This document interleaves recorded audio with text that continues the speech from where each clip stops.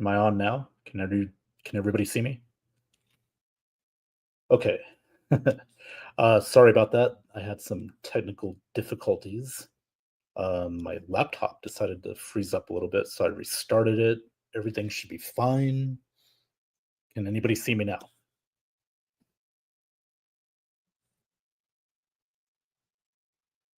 Obviously they can, because here's Johnny says a 6-minute intro. Awesome. Love it. Thank you, Johnny, for that. Appreciate it. Zagnif Productions. Ben was the camera operator at the Coldplay concert. You know what? He might have been. I told him not to go, but he doesn't listen to me, so that's what happened. Anyway, welcome to Have At It, episode 100. My name's Ben Cornett, and you're watching this live on my YouTube channel, Ben Cornett 9015. Give me a like, share, and subscribe. I greatly appreciate that. Johnny, I will not turn my hat around.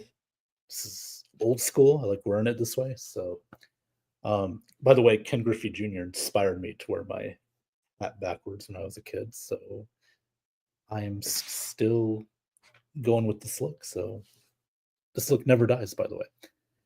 It's always going to be around. So anyway, episode 100 of Have At It. Again, it's on my YouTube channel, live, Ben Cornett 9015. Also in Facebook, in the Ben Zone. So how's everybody doing? I was doing pretty good until I had this, bugaboo with my laptop, but everything seems to be working pretty good now. So yeah, let's get right into it. Tomorrow night, the NFL is officially back. The last NFL game we had was February 9th. That was when the Eagles destroyed the Kansas City Chiefs in Super Bowl 59, 40-22. It was quite the ass whipping. So the Eagles are the defending Super Bowl champions. They will be playing on opening night. They open up against the Dallas Cowboys. Classic NFC East matchup, but we'll go over all those games and the whatnots in the weeks to come. But today, we're just going to discuss some NFL news. I'm not going to be on here too long, actually, because I had a little technical difficulties for a few minutes that stole a little bit of my time, but I'm going to make the best of the time I got right now. So it's been quite a week, especially here in Las Vegas, where, as you know, the Raiders made the headlines recently. But first, as you know, Vegas did make the headlines for, unfortunately, some other things that were very tragic, with the shooting in New York City, supposedly going to NFL headquarters. I believe it was 4 people that passed away. Just a senseless crime that just unreal. It's very sad, very, very sad. And again, it's just senseless. And I'm not going to go into that much further, but rest in peace to the victims. Thoughts and prayers to the families and friends of the victims. Very unfortunate tragedy there. So that is not something, Las Vegas or anybody wants to be known for. That was where the shooter was from. So I'm not going to give the guy's name out. You already know. If you know, you know. So, but let's go on to some less negative stuff. Unless you're Christian Wilkins, who was recently released Monday by the Las Vegas Raiders. Yes, he was released. Unfortunately, he only played 5 games for the Raiders last year. After that big contract signing, I believe it was over $130 million, 4 years. When he was let go, he still has $35 million guaranteed money, which was voided by the Las Vegas Raiders. Now, Wilkins will, obviously, the NFLPA going to file a grievance to try and get some of that guaranteed money back. We'll see how that plays out. Look, there's a lot of things going on with that. Supposedly there was, a player that went to HR saying that Wilkins kissed him on the head during practice.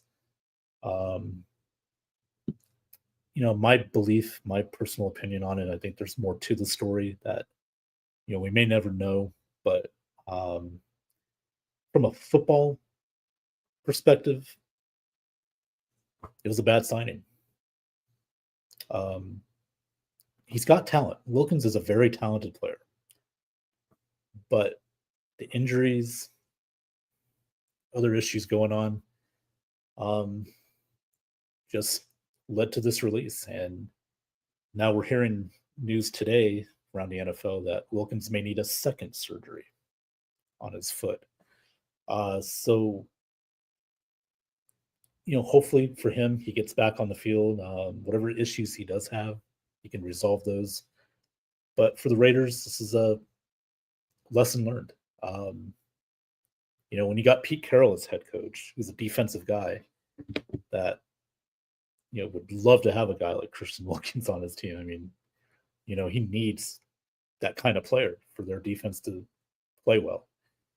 And when even Pete Carroll seems to not want to deal with it, then it's pretty much a very serious issue. So where does the Raiders go from here? He only played 5 games for him last year. So, I think the big concern, this is the concern. Obviously, you still got Max Crosby, so you're not totally freaking out if you're the Raiders defensively, but, they still got issues in the defensive backfield. We'll see how this plays out, but it's quite an interesting week for this Raiders organization. They seem to have been, from the videos I've seen, the practices, they've been great. Ashton Genty's looking good out there in minicamp. Pete Carroll's got that, he's 70 years old. You wouldn't know that. He's really rejuvenated that team from practice, and so far so good. So we'll see how that plays out. But we got some comments in the section. Thanks, guys. Zagnif Productions, Philip Michael Thomas for governor. Absolutely. Here's Johnny, says Raiders told Wilkins we're not dealing with that alternative healing crap around here. Yeah, there's issues about that as well. But there are some other issues that, according to what I've heard out here locally, that there's more to it than just the injuries and also the kissing on the head thing, whatever that was. So there's something going on that we're probably never going to know. But Pete Carroll said when they asked him the question today or yesterday, whenever it was, he said that he's not going to comment on it. So obviously, it's a big deal, and he's probably advised not to say anything. So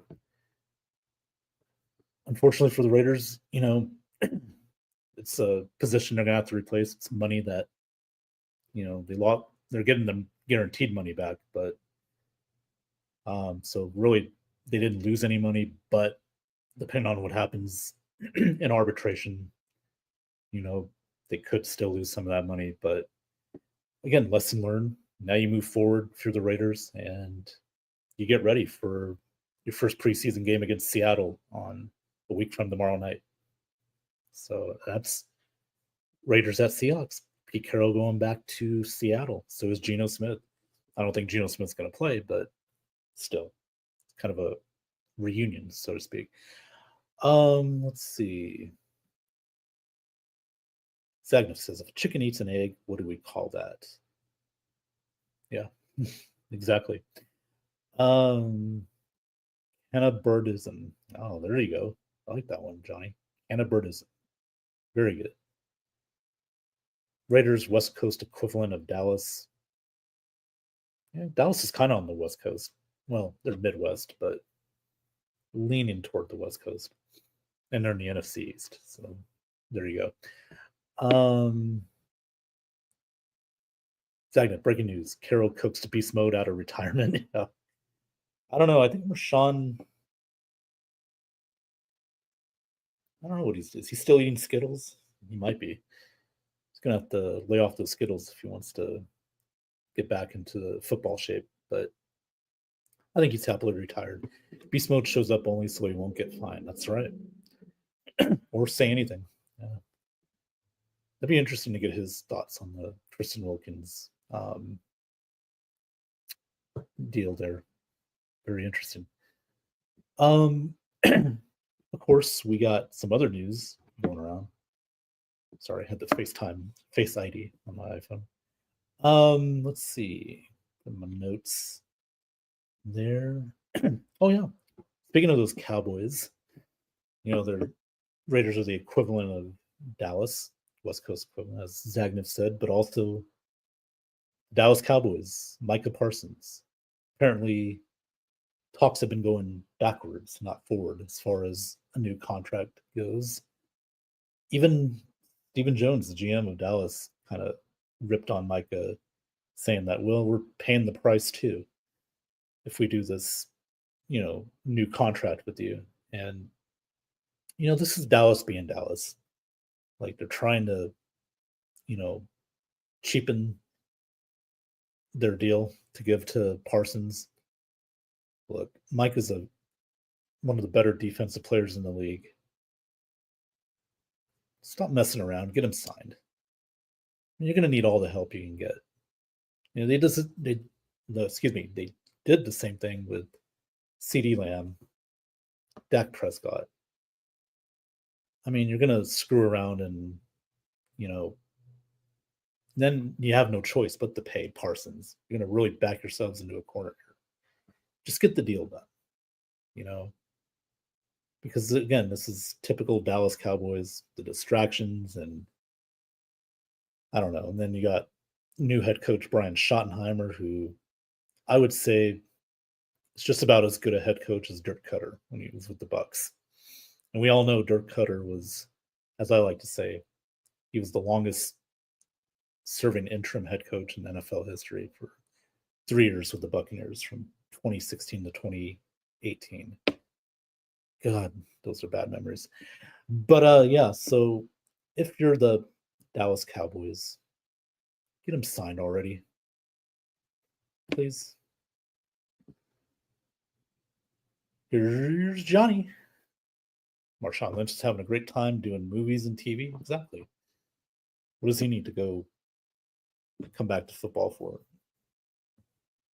Why not? That's a great gig. By the way, speaking of movies, I saw Happy Gilmore 2 the other night. It was better than I expected. I'm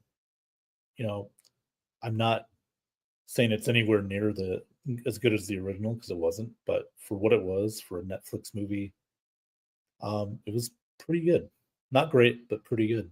Some funny parts to it, and I would recommend it. Check it out. It's not a movie I would watch over and over again, but Adam Sandler's Adam Sandler, and I thought John Daly was pretty good in that movie too. So check that out on Netflix.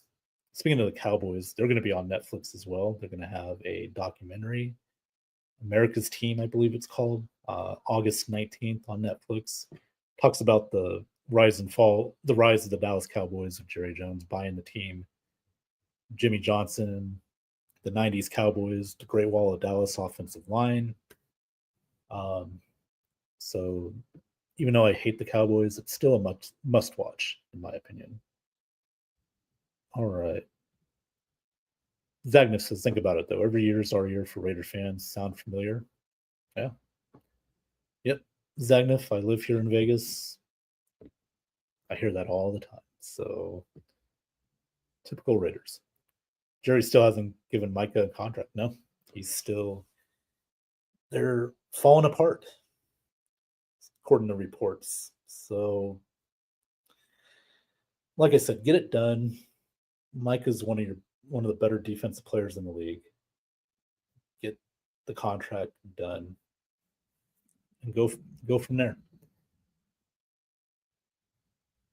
Bengals are the ones who need to get their stars defensive end signed. And that's a good segue to our next topic. Speaking of another defensive end, Trey Hendrickson did report to Bengals camp. That's not a surprise. I know people say maybe that is a surprise, but coming back without a contract, but it's really not because, Trey is under contract. So he is going to get fined for every day he misses practice. So, you start losing that money, then it'll make you get back. I'm sure Trey's not happy with it, but, again, like Dallas, Cincinnati kind of tiptoeing around this situation, trying to, it comes down to guaranteed money. Trey wants a good amount of guaranteed money. And look, he's in his 30s. And I do see it from both sides. The Bengals, do they want to give a 30-year-old a lot of guaranteed money, especially, his age? Eventually he's could slow down. But my thing is why Trey's your best defensive player. Really, he's your only good defensive player. You need to get him signed. The Bengals right now have a window. It would be a different story if, like, they were rebuilding or, they were a team that doesn't have playoff expectations. That would be one thing. But when this team right now, at least offensively, mind you, that have a window, you need to sign Trey Hendrickson. Get it done. Trey can still bring it. And last year, I believe, when I looked at the stat, the Bengals only had, I think, like 30-something sacks as a team. And Trey Hendrickson nearly had half of those sacks. So you got to get this guy signed. Right now, this is a team that can compete not only for a playoff spot, but if they get Trey signed and the rest of that defense can get it going, it would make things a lot easier on the Bengals offense. And that's what you got to do. The Bengals have a window right now. They need to get this done, just like Dallas with Micah Parsons. Trey's got to get signed. This is a situation where you do need to pay the guy. He's been your guy for the last few years. Get it done. And then you could compete in the AFC with the Chiefs, with the Ravens, with the Chargers, the Bills. You can compete with those teams and have a chance if you get Trey Hendrickson signed. And that'll make your defense a lot more effective. And the Bengals don't have to score 40, 50 points a game to win 90% of those games. So there you go. No, it's typical Jerry Jones. There were no distractions of this type in Dallas before. I want me some glory hole. The Crypt Keeper took over. Yeah. Well, Jerry, when he got rid of Jimmy Johnson, that was it. That was never the same. Yeah, they got Barry Switzer. They won a Super Bowl, but he had Jimmy Johnson's team. And it just went downhill. So it's, Brian Schottenheimer, really? He's just going to be another yes man to Jerry Jones. I don't see Brian Schottenheimer being here very long. I don't see it. Every year is our years, every team's fan base's motto. Yeah, maybe except for the Jacksonville Jaguars. Wagner DC has the same thing. King going to Scary Terry also. Yeah.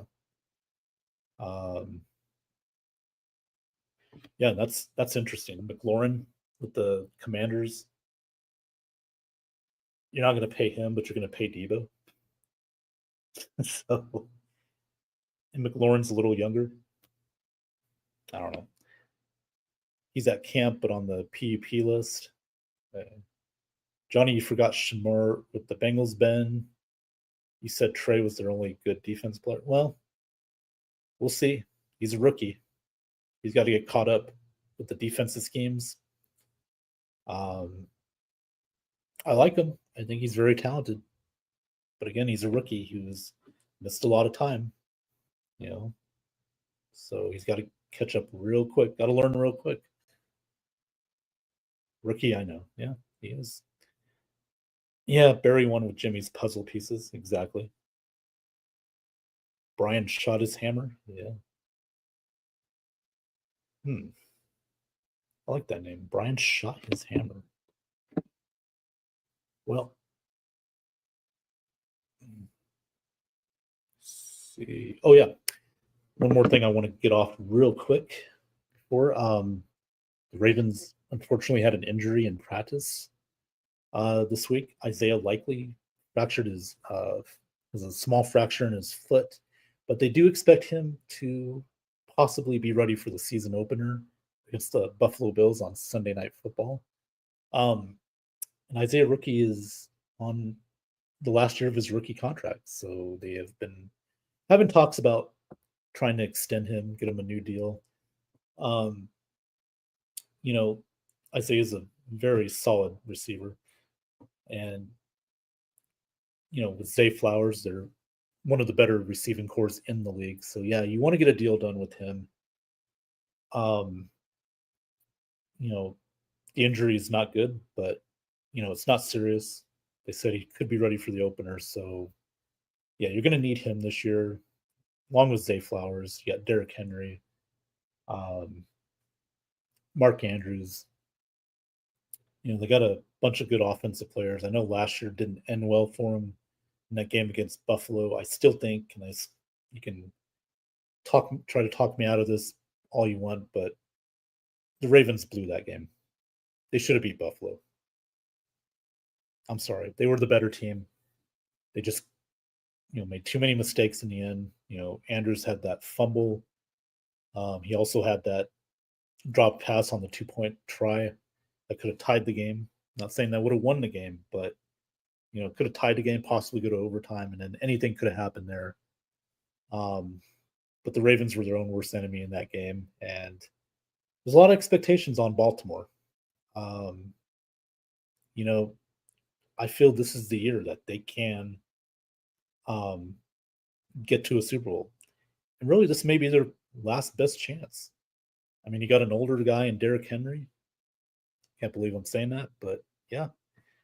How much longer are you going to have him 100%? This offensive line, they did get Ronnie Stanley back. But again, this is a team that's window it's still open, but it's kind of closing a little bit, year after year, that they can't seem to get past a certain point. 2 years ago, they were in the AFC title game. Couldn't make plays down the stretch. Flowers had that drop in the end zone. Last year, Mark Andrews, same thing, fumbled the football late. And then the 2-point try drop. This is going to be a year where the Ravens, it's all or nothing now. They don't make a Super Bowl this year, I consider it a disappointment because they're right on the cusp. They got the team, the defense, and like Johnny says right here, I think Starks may be the missing piece of that defense for the Ravens. Yeah. And you brought in DeAndre Hopkins, as a third receiver, a veteran receiver that played for the Chiefs last year. He can give you a few catches a game. So, this is a very big year for the Ravens. I really think this team can be a Super Bowl team, but they got to get out of their own way. And it's the only thing that stopped them so far is themselves, in my opinion. So we'll see how that plays out. Welcome, Ben. Thanks, Tampa Bay Rays fan. How you doing tonight? Thanks for tuning in. If the Ravens don't make the Super Bowl this year, I think they blow it up and start over. That's a possibility. Again, Ronnie Stanley's getting a little older. The offensive line's getting a little older. You're gonna have Lamar Jackson for a while, but Derrick Henry's getting a little older as well. And another thing, Kyle Hamilton has to stay healthy. He did last year, but he is their main guy on defense. So we'll see how it plays out. That's all we can do from this point on. Um, Tampa Bay Race fan. Not a good week span for entertainment and athletes. Cosby character, Ozzy, Hogan, and now Ryan Sandberg. Yeah. Yeah, this was a very tough week, Tampa Bay's Rays fan, 2008. Um, real quickly, I don't want to make this too much of a sad show. I want to make it happy as I can be, but Malcolm Jamal Warner, great human being. Uh, Never heard anything bad about him. Very nice guy. Kept behind, you know, cameras. Didn't Never heard anything bad about him. He's a great guy. Just real unfortunate accident on vacation. Um, yeah, he's only 54, I believe, too. That's very young. Obviously, Ozzy Osbourne he was great, man. Black Sabbath. Grew up listening to him. You know, one of the best, man. He really was. Uh, Ryan Sandberg, very sad. He's been battling cancer for a long time, but one of the good guys in baseball. I remember when I was a kid. We had WGN Sports. The whole country got WGN Sports. You had Ryan Sandberg, you had Sean Dunston, uh, Andre Dawson. I mean, those were the days, along with Harry Carey and Steve Stone calling the baseball games. It was great times. And yeah, Rhino was one of the good guys in baseball. So very sad to see. And rest in peace to everybody and Hulk Hogan as well. Some people don't care for Hulk, but the reason I got into wrestling when I was 4 years old was Hulk Hogan. So for better or worse, he helped put wrestling mainstream. And even if you never watched wrestling, you've heard the name Hulk Hogan. At least you've heard the name. That's what a mega star he was in the 80s. Uh, both in wrestling and pop culture. So, you do have to give the guy credit for that. Again, whether you like him or not, I know those racist comments he made a decade ago really tarnished his legacy. That's something he had to live with the rest of his life. And it's ironic that the day he passed away was 10 years to the day that those comments came out. You know, uh, so yeah, it was very unfortunate. But again, rest in peace to all those superstars. They were very essential in my childhood growing up. So yeah. So we're gonna talk about fans throwing things on the court at the WNBA. Yes. Yeah, something green, long, kind of a neon color, kind of like on the screen you see there. That green color thing that was on there. You know what that was, Jagna? If you want to put that in the comments, if you want. Maybe you better not. I don't want to get this show flagged, but yeah, yeah, something green came on the court the other night. Tampa Bay Rays fan 2008. He retired the first time in 1994, the same time when Jordan retired. Okay, so it was 94. All right, thank you, Tampa Bay Rays fan. Yeah, Rhino was one of the better second basemen ever. And again, growing up watching WGN Sports, Chicago Cubs were all over that channel. So definitely good memories. My intro to Terry Bollea was as Thunderlips and Rocky 3. Yep. Him and Sylvester Stallone, baby. What a name, Thunderlips. Wonder if never mind. They called it the Hulk. Yeah. Oh, you're talking about the thing that was thrown on the basketball court. Yes. Because Hulk smash. Yeah. It's weird that they would throw something like that on the court, but the players on the court were like probably didn't even care. They probably don't even like it. So and Tampa Bay Rays fan 2008. Don't forget Mark Grace And Greg Maddux was on that team. Yep. Greg Maddux, local legend out here in Las Vegas, went to Valley High School, Hall of Famer. Yeah, so love me some Greg Maddux, man. He started with the Cubs and then he went to Atlanta. Played with Tom Glavine, John Smoltz. What a pitching duo that was. And that was, disappointing the Braves didn't win more World Series titles, especially with that pitching staff. Maddux, Glavine, Smoltz. I mean, what was the other guy's name? Mark something. I forget his name. I don't want to Google it right now, but yeah, I'm trying to think of the guy's last name. Mark something. I forget what it was. Bro, as a Braves fan, me too. Yeah, those were the days. And by the way, the Braves were on TBS, Superstation TBS too. Everybody in the country got to see. It was like the Cubs and Braves were like the national. They were America's teams because they were shown all over America. I mean, don't even get me started with the Atlanta Braves. Come on now. I mean, Otis Nixon, geez, Ron Gant, Sid Bream, Mark Lemke. Oh my God, Chipper Jones, dude, come on now. Like Mark Stanton, I think that was his name, the other pitcher. But man, those Braves teams were incredible. Steve Avery, that's who it was. Thank you, Tampa Bay's Rays. That's what I was thinking of, not Mark. Steve Avery.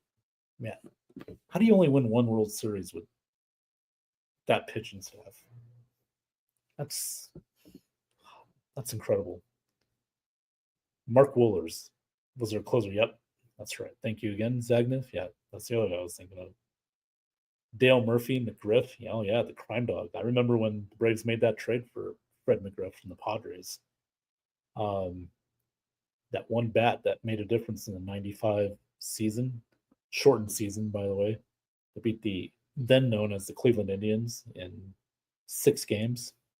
Cleveland Indians had a great team as well. Albert Bell, young Manny Ramirez. So, oh, look at that, Jeff Blauser. Oh, dude, that is definitely a baseball name right there for you, Jeff Blauser.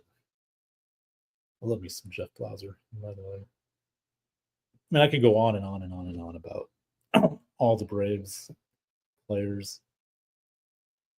Bob Horner hitting 4 home runs in one game, with the last being a grand slam. Yeah, nice. Very nice. And then Hank Aaron hit past Babe Ruth. So for 715. Oh, look at you. Ryan Klesko. I forgot about Klesko. Yeah, he was a solid first baseman. Then he went to the Padres, I think. And I think they traded him to the Padres, if I'm not mistaken. Oh, yeah. And you had Bobby Cox, manager of that team. Great manager. You had Terry Pendleton. Go on and on. Because, again, the Braves were on TBS, Superstation, when I was younger. So I know all these names, all these games. I'll never forget, Sid Bream coming home in Game 7 of the World Series against the NLCS against the Pirates. Got him to the World Series. Man, what an era that was in baseball. What an era. Leo Mazzoni, pitching coach. Yep, that's right. Oh yeah, Bobby Cox, Leo Mazzoni. I mean, those are like, perfect baseball managers and coaches. I mean, it's like they look like guys you would just hang out at a bar and have a beer with. They were just like cool guys. Tell you all these great stories. Tell you back in their day, kind of thing. They just had that cool vibe to them. That wholesomeness. That like, hey, you want to be around these guys. So, that's what I look at when I see Bobby Cox, Leo Mazzoni. Oh, and of course we forgot about Dave Justice. Right? David Justice, man. Halle Berry's ex too. Yes, love me some David Justice. Look at Skip Carey, the announcer. Yeah, that's right. Pete Van Wieren was on that broadcasting staff. Don Sutton. I mean, come on now. Like, dude, you're gonna make me go on YouTube and watch some Skip Carey, man. Harry Carey's son. And I think Chip Carey does Braves games, or he used to. I don't know if he still does. I think it's either the Braves or Cardinals. I forget who it is, but yeah, those are some very fond memories. Yeah, let's keep going. Remember the '84 Cubs, Derner and Sandberg daily double? Yeah, yeah, and I was only 3 or 4 years old at the time, so I don't have a real good memory of that, but I do remember the late '80s Cubs, Andre Dawson, Rhino, Sean Dunston. Man. Okay, you're right. Thank you, Tampa Bay Rays fan. He is with the Cardinals currently. Yeah, so he's a good announcer too. I think he wasn't it him that said something the other day or a while back. He made a comment on one of the games. He kind of said a slur that I don't know if he ever got reprimanded for it, but we all know what happened with Tom Brenneman several years ago with the Reds. He got said the word fag on TV when the mic was supposed to be off. Then his career never was the same after that. I think he does college football games now for CW, but I do remember Tom Brenneman saying that game. I guess it was against the Royals or something when he was with the Reds. And Chip Carey said something a while back that, you know, I don't know if he ever got reprimanded for it or not, but Dwight Smith and Jerome Walton, yeah. I remember when I think it was like 94 season, 93, 94 season when Tuffy Rhodes hit 3 or 4 home runs in the opening day game. Good old Tuffy Rhodes, yeah. Yeah, and yet Rod Beck was on that team too for the Cubs. What a player he was. Great knuckleballer Phil Niekro, yeah. That's right. I remember Phil Niekro, yeah. Joe Girardi and Damon Berryhill with the Cubs in '89. Mitch Williams closer, yeah. And that's another name, baseball name, Damon Berryhill. I mean, come on. If you don't remember that name, then that's a name you can remember forever. Like you're not going to remember a name like Bob Johnson or anything like that, but you're going to remember Damon Berryhill. You just are, yeah. Yeah, look at that. Tuffy Rhodes, 3 homers against Dwight Gooden. Yes. Yes, there it was. Yeah. Thank you, Tampa Bay Rays fan. I mean, we are really digging into the baseball talk. This is supposed to be dominantly NFL news, but I do appreciate the info, guys. I really do. I love baseball, as you know. I know Johnny doesn't. He hates it, so he probably just logged off. But that's okay. There's always room for baseball, and we are in the middle of things.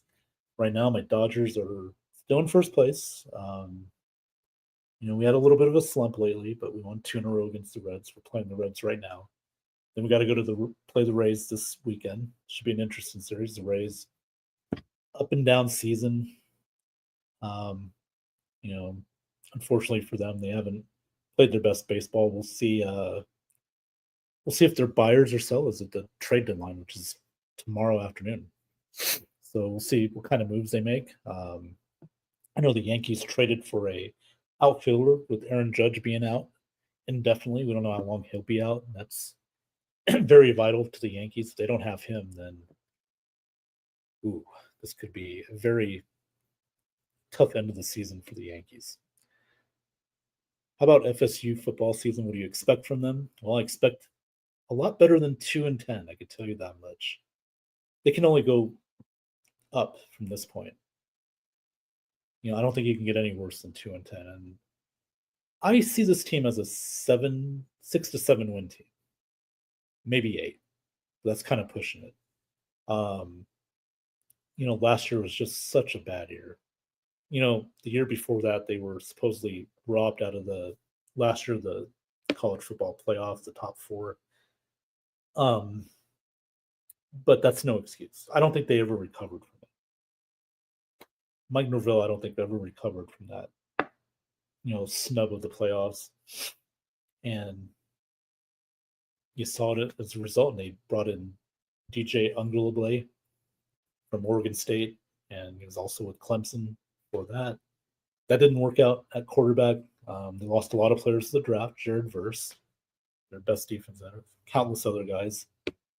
But we'll see how it plays out. But I expect better than 2-10. Transfer players added like cornerback Jeremiah Wilson. Yeah, he's done pretty well in camp. Thomas Castanella's going to be our quarterback from Boston College transfer.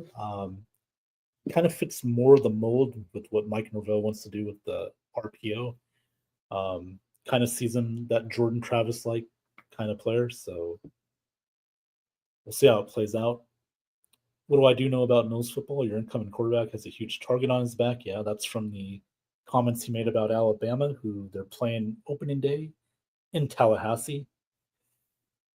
You better back it up because Alabama's going to be ready to play. We'll see how that plays out. It should be a good game, though. Johnny Wilson's dad is Mike Hitman Wilson, Chicago house music legend. You'll find him on YouTube. I'll check it out. Mike Hitman Wilson.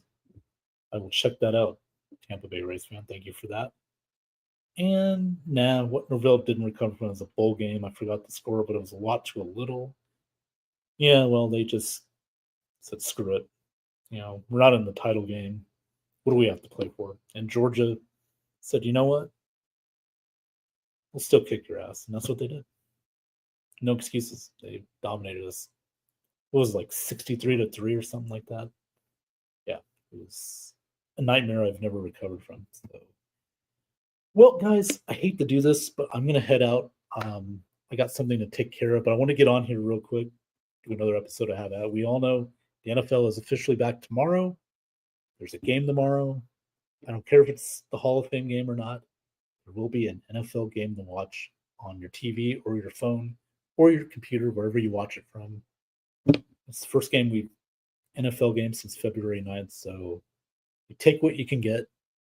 Chargers, Lions, Hall of Fame game. No, Justin Herbert or Jared Goff aren't going to play. Neither is Amon-Ra St. Brown.